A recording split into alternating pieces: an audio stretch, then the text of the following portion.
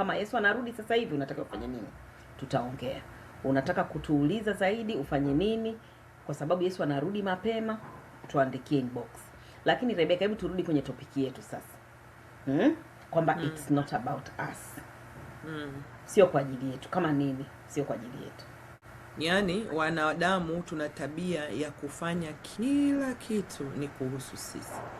Especially, yani tumefika mahali hata vitu vya Mungu unajikuta tunaweza kuwa tunafanya vitu vinaweza kuwa vinaonekana vizuri machoni pa watu, lakini Mungu akiangalia anasema mbona wewe nilikwambia ufanye hivi, mbona umekifanya ni kuhusu wewe?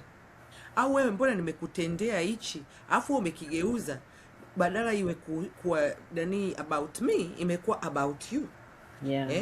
Umeona hata maisha yetu Mungu ametupa maisha. Yaani hicho anzie hapo kwenye maisha. Mungu amekupa maisha.